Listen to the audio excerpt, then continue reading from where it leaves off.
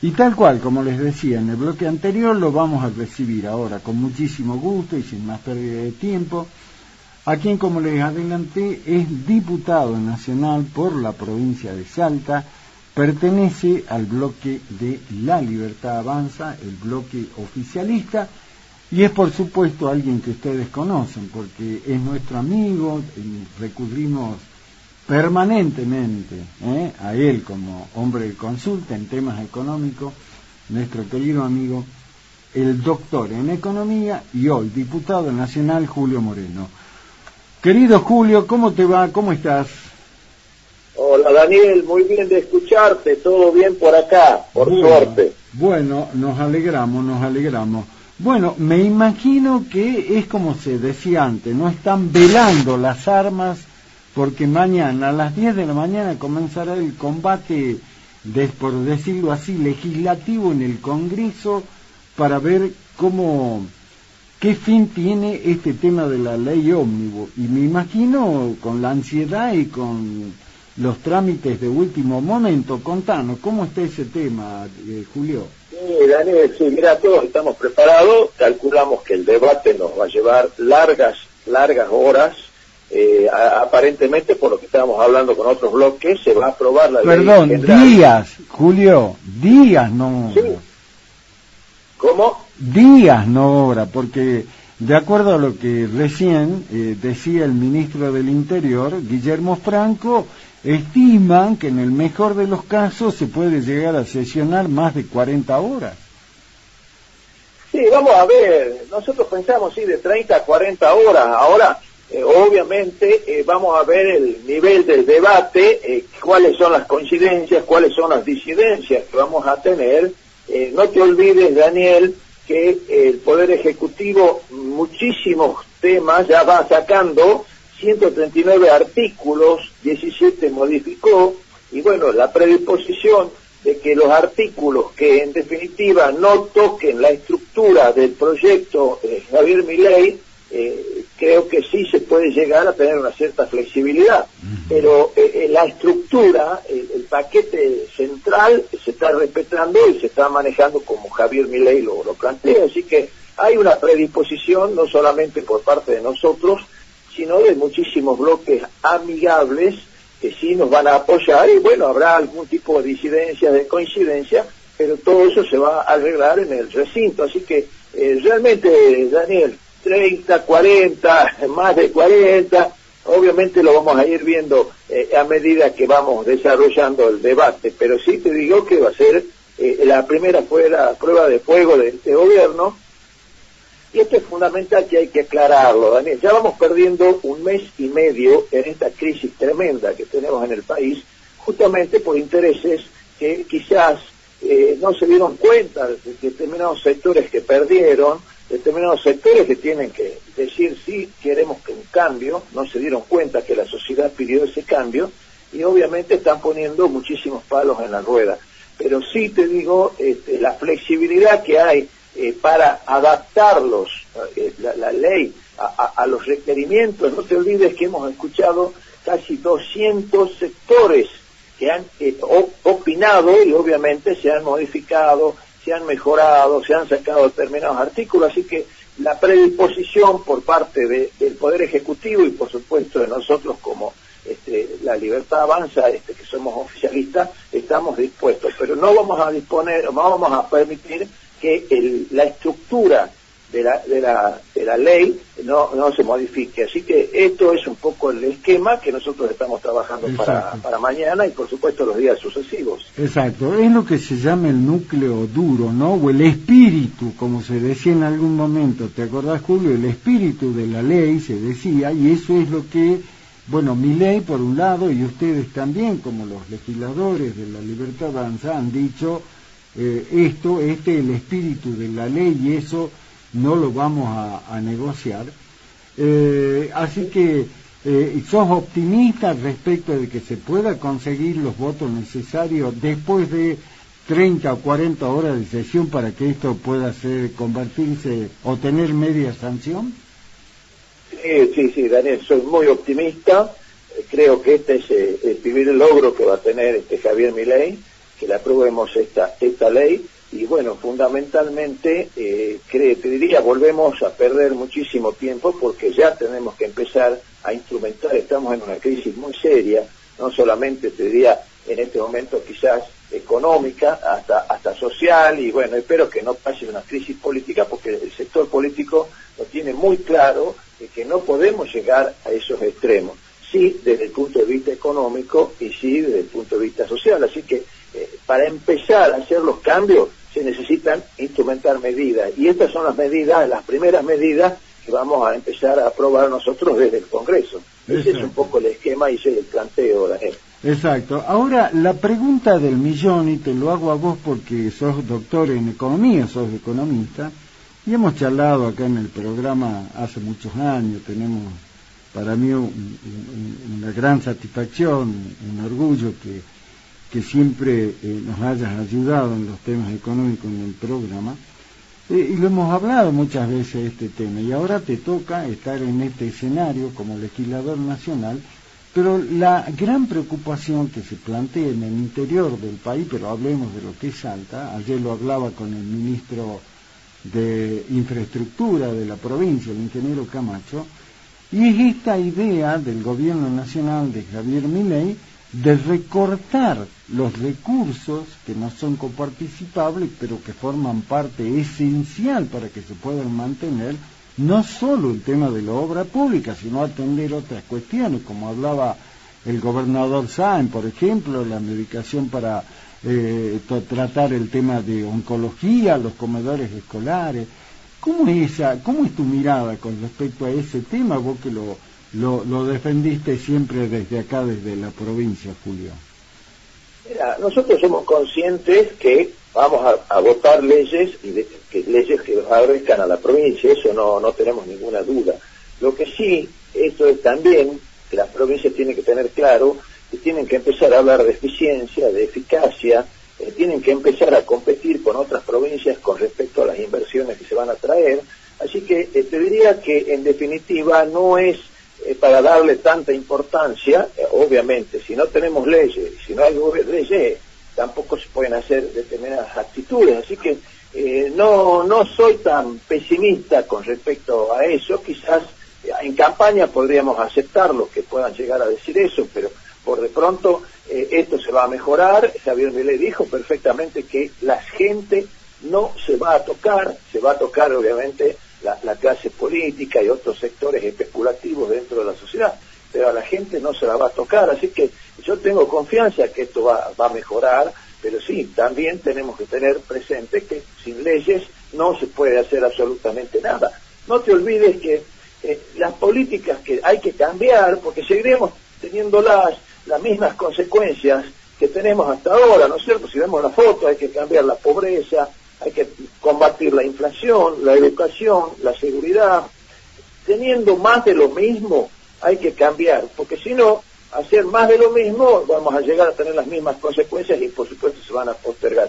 Y vuelvo a repetirte, la situación de la provincia y del país, estamos en una crisis bastante severa que quizás con estas discusiones de la ley y toda esta historia, quizás no se tomó conciencia de cuál es la verdadera situación del país, desde el punto de vista económico y desde el punto de vista social. Así que, Daniel, te diría que todos tenemos que contribuir, muchísimos sectores amigables, otros partidos amigables también nos van a dar el apoyo, obviamente van a seguir manteniendo su criterio, su política de qué es lo que puede llegar a favorecer ellos, y después lo discutiremos y lo votaremos en el recinto, pero son conscientes todos de que si no se aprueban las leyes va a seguir más de lo mismo. Entonces eso hay que entenderlo. Si seguimos haciendo más de lo mismo, no esperemos cambio, y eso es en realidad lo que nos está pasando, Daniel. Exacto. Ahora, Julio, hablemos en términos de lo que muchas veces legislativamente, ¿no?, se utiliza esta palabra, y le expliquemos a la gente. Yo creo que lo conocen, pero se lo expliquemos. El poroteo, dice, esta es la hora del poroteo, y le explicamos a la gente, el poroteo es como se cuentan los porotos, ¿no? Es contar la cantidad de votos que hay para apoyar determinado proyecto, en este caso lo que acaba de contar el diputado Moreno, la ley ómnibus. ¿cómo está el poroteo de los legisladores nacionales de la provincia de Salta, que son 7 los diputados nacionales? A la hora del poroteo, ¿cómo están esos votos respecto de este proyecto de ley ómnibus, Julio?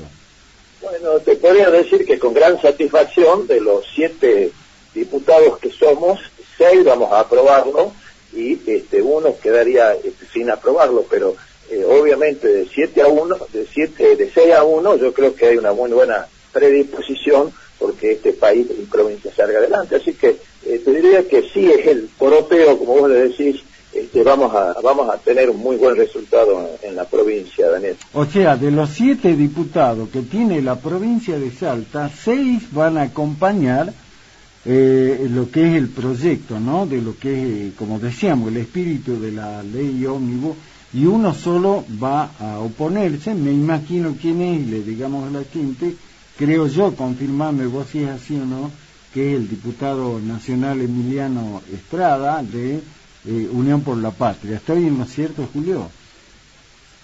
Bueno, mira, Daniel, yo no hablé con el diputado Estrada, me merece el mayor de los respetos, no, por supuesto, como persona y como la persona capacitada para opinar, pero tendría que preguntarle a él. Yo la verdad que me dejo llevar por las informaciones periodísticas y bueno, sería mejor que le pregunten, pero lo que te estoy diciendo es lo que escucho, lo que veo en informaciones periodísticas, pero sí podrían ratificarlo preguntándole al diputado Estrada. Por supuesto, pero aparte... Por de pronto no te puedo asegurar con seguridad que pueda ser por sí o por no, pero sí te pido que le pregunten a él. No se puede cuestionar si fuera esta la postura. Uno dice por el posicionamiento político del doctor Emiliano Estrada, pero bajo ningún punto de vista hay que cuestionarlo por eso, porque esa es su posición política y es absolutamente válida. Nada más que un poco para conocer un poco más el tema. Ahora, Julio, hay preocupación, una de las principales, y yo lo comentaba al comienzo del programa, es esta muy dura situación que están viviendo importantes sectores de la sociedad, ya no solamente los más postergados, sino muchos, la clase media, pero hay un sector que está muy, pero muy angustiado por todo, y que es el sector de los jubilados. ¿Qué va a pasar con este tema? Porque escuchamos que desde el gobierno nacional hay quienes dicen que recién se podría revisar la fórmula o un incremento salarial en abril, y vos decís, ¿cómo van a llegar a abril? Faltan 3 meses. ¿Cómo está ese tema particularmente, Julio? Daniel, te cuento. Dentro del capítulo fiscal, capítulo 3, se sacó todo lo que sean estímulos fiscales y ahí también está incluido el tratamiento o la propuesta que hacía esta ley sobre el tratamiento de los jubilados. O sea, el tema jubilados no se toca, eso que quede claro y que clarísimo. A ver, perdón, Julio, perdón. Es un tema muy sensible y yo te lo planteo porque a nosotros acá en el programa y también en el portal nos llegan un montón de consultas y dicen, sí, averigüen qué va a pasar porque es como que no hay demasiada información con ese tema. Por eso te pido que repitas lo que me acabas de decir. Te repito, Daniel, dentro del capítulo que toca el tema fiscal, que está incluido el tema de jubilados, no se toca. Solamente ha quedado un artículo que habla del Fondo de Garantía de Sustentabilidad. Y acá sí te tengo que aclarar. A ver, ¿qué el Fondo de Garantía de Sustentabilidad, el 68% de digamos, el patrimonio de este Fondo de Garantía de Sustentabilidad está compuesto por títulos públicos, títulos emitidos por la Nación, que están pagando intereses y que aparte de estar pagando intereses, concretamente se evalúan al precio del dólar, el dólar oficial. Ahora, ¿qué es lo que hace o qué es lo que plantea ese artículo?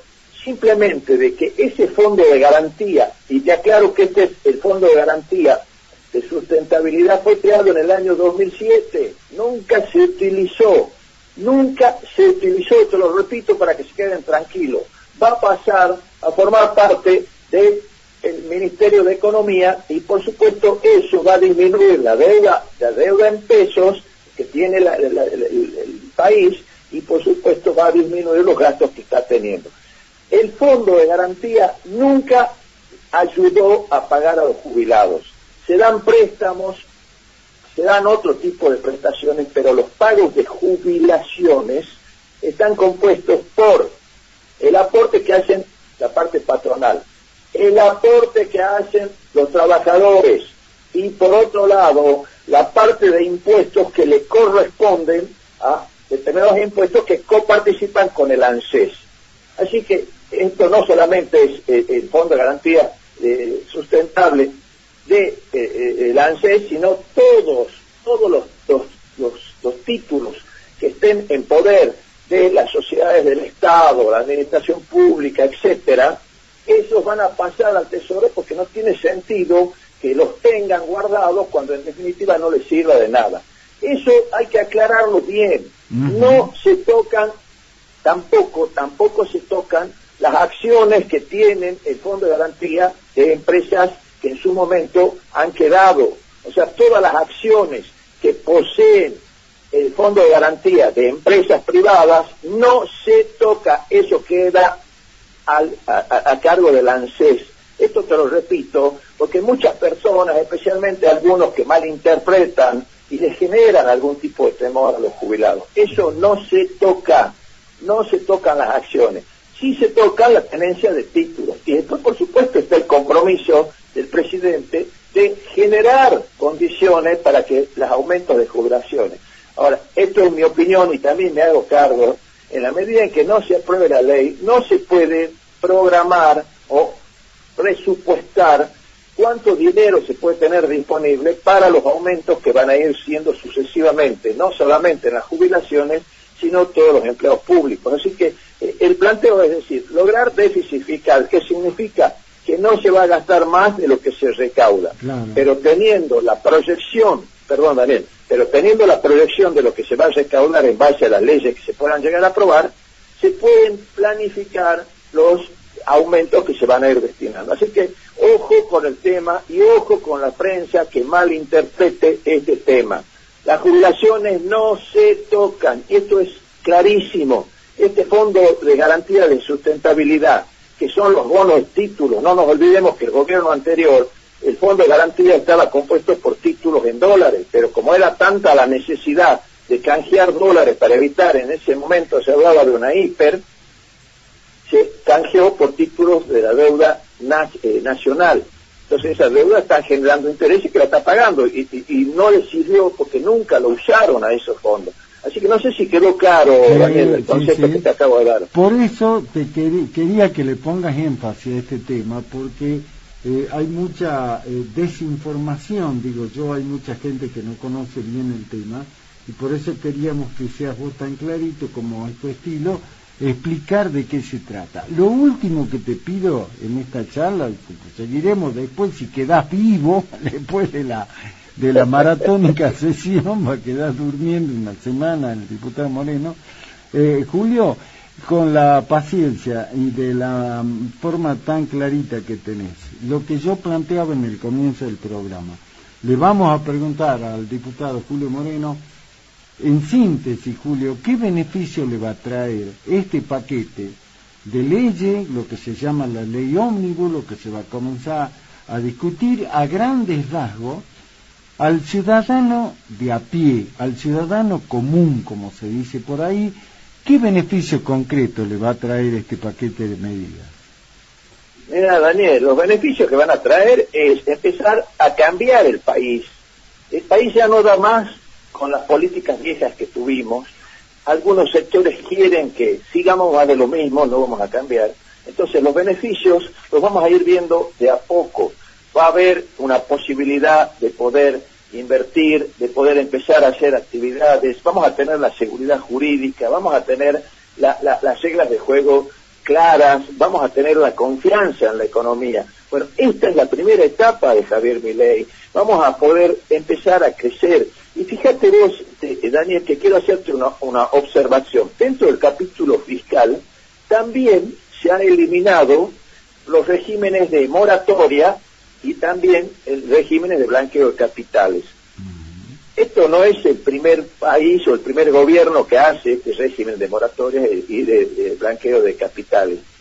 Esto es mi compromiso y un compromiso que yo lo voy a asumir públicamente mañana o cuando me toque hablar, a la hora que me toque, de presentarlo a partir del 1 de marzo como un proyecto para que salga un proyecto de moratoria fiscal previsional y de comercio exterior. ¿Para qué? Para que las pocas empresas que han podido sobrevivir a la pandemia y a este proceso inflacionario puedan regularizar su situación y seguir trabajando más tranquilo. También me comprometo, que ya lo hice como diputado provincial, a darle algún beneficio al contribuyente cumplidor. Esto es importante. Claro. El contribuyente cumplidor también tiene que tener beneficios en esto, no solamente el cumplidor, el contribuyente evasor, sino el contribuyente cumplidor. Y después también, y la moratoria, Daniel, hay un tema clarísimo. Tenemos casi 400 mil millones de dólares de argentinos en los colchones y en el exterior. ¿Cómo hacemos para que vengan a invertir acá, que generen fuentes de trabajo, que se acabe la pobreza? Bueno, pero para eso hay que generar las condiciones, y esto es un intento para eso. Eso es lo que estamos buscando. También es importante aclarar que en uno de los anexos de esta ley hay un incentivo para las grandes inversiones, y eso también trae aparejado una serie de beneficios para las grandes inversiones. Y nosotros que estamos apuntando muchísimo a la minería, esto va a ser, por supuesto, una gran palanca para poder ofrecer nuestros productos. Fíjate vos, en minería estamos exportando a Argentina, ¿no? 400 millones de dólares, no, 4.000 millones de dólares, y Chile está exportando 40.000. Te hablo números así, salvo para tener una idea. Y estamos compartiendo el mismo lugar, la misma cordillera que utilizan los chilenos, que utilizamos nosotros. Entonces, creo que son los desafíos que tenemos que tener, que vengan las inversiones, que empecemos a generar fuentes de trabajo genuinas. Obviamente esas inversiones van a pagar impuestos, al pagar impuestos va a haber mayor recaudación, y con esa recaudación se va a poder generar mejores condiciones de vida, mejores salarios, etcétera. Así que esto está empezando, y te digo, los partidos, los bloques amigables la tienen recontra clara. O queremos más de lo mismo con los vicios de la vieja política que nos han llevado a lo que estamos, o directamente empecemos a trabajar en un cambio. Ese es el mensaje que hay que darle. Y por supuesto, Daniel, si querés te vuelvo a repetir lo de los jubilados para que se queden tranquilos. No se tocan las jubilaciones. Eso que quede claro, Daniel. Perfecto. Es muy tranquilizador, y a la expectativa de ver finalmente cuál va a ser la fórmula con la que se va a actualizar, ¿no? Porque yo decía, ya hay una pérdida concreta del valor adquisitivo de casi el 40%, ¿no? Entonces habrá que ver cómo se va a recomponer eso de cara al futuro. Julio, lo último, particularmente acá en la provincia, hablabas recién, y lo hemos hablado con vos muchas veces, de que la única forma de generar fuente de trabajo genuina es a través de la inversión. Hablabas vos recién del desafío de la minería, y te recuerdo que el jueves el gobernador de la provincia, junto con otros pares de acá, lo que se llama la Mesa del Litio, van a iniciar una importante ronda para convencer o para mostrar los beneficios de las inversiones mineras acá en la región, en Alemania particularmente. Así que mira vos la importancia que tiene esto que vos acabas de señalar, ¿no? Daniel, acabas de tocar un tema que me olvidé de decirte, que me parece perfecto que las provincias empecemos a vender, obviamente que es una cosa nuestra, eso no se va a negociar, o sea, los recursos naturales de las provincias no se negocian, eso lo tenemos muy claro, pero también es importante, Daniel, me olvidé de decirte, que todo lo que sean para las exportaciones, todos los derechos de exportación que estaban grabados para las economías regionales, se van a cero todos los derechos de exportación de las economías regionales. Ese capítulo también fue sacado, y esto es importante que tengamos claro. Eso es un trabajo, obviamente, de nosotros, de los gobiernos y de todos los que han contribuido para que las economías regionales tengan un incentivo para exportar. Sacamos del llano, no hay más. No sé si fui claro, Daniel. Por supuesto que sí. Bueno, doctor Julio Moreno, diputado nacional Julio Moreno, economista, gracias por tu tiempo, como siempre, en esta previa, esto que yo decía, ¿no? Es una especie de velar las armas, como se decía antes, ¿no? En la época de las cruzadas, velar los votos, ¿no? Ver cuánto se tiene en este poroteo para lo que será la sesión. Maratónica sesión comienza mañana, y si Dios quiere, Julio, vamos a recurrir nuevamente a vos para que le informes a la audiencia del programa cómo marcha el tema, ¿no? Sí, Daniel, yo obviamente voy a estar ahí, calculo que se va a poder ver, se va a compartir, no sé, a través de algún canal o algún YouTube o lo que fuere, pero sí estoy a disposición de vos y de los que quieran consultarme, porque obviamente hay temas que nos vamos a enriquecer con las opiniones. Ya escuchamos casi 200 opiniones, pero nunca están de más otras opiniones para poder mejorar este país que empiece a crecer definitivamente. Así que estamos bien firmes al pie del cañón, como se dice, Daniel. Perfecto. Un abrazo, Julio. Gracias por tu tiempo, como siempre, ¿eh? No, saludos a vos, por supuesto, a todo tu equipo y a toda tu audiencia, Daniel. Gracias.